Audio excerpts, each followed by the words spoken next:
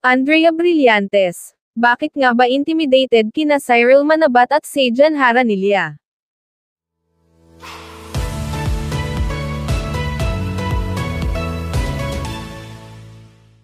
Aminado si Andrea Brillantes na mula noong bata pa siya hanggang ngayon, ay iniidolo na niya sina Cyril Manabat at Seijan Haranilla. Lumaki ako, na sila ang pinapanood ko araw-araw at pangarap ko lang maging katulad nila, and never yun nawala kahit ang dami nang nagsasabi na heto na ako ngayon, sila pa rin ang idol ko forever, pahayag ni Andrea nang makapanayam siya ng entertainment media, sa first media day ng senior high.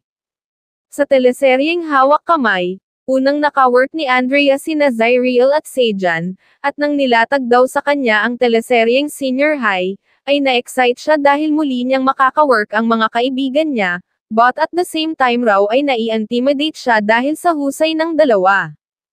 Sila ang pinakamagaling na aktor sa generation na to. Madaming nagsabing ako, but I know sila talaga.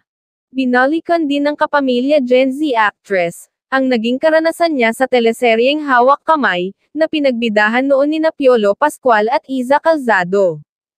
Simula bata pa lang, hawak kamay pa lang, very intimidated na ako by them.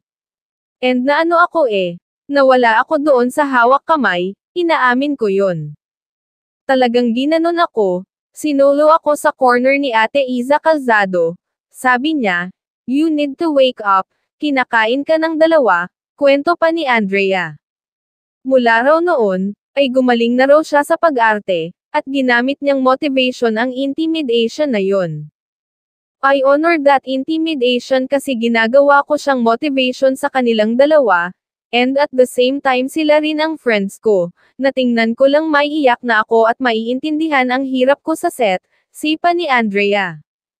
Kahit nga raw hindi naging active ng ilang taon sa showbiz ang dalawa, ay hindi raw nawala sa puso ng mga ito ang husay sa pag-arte.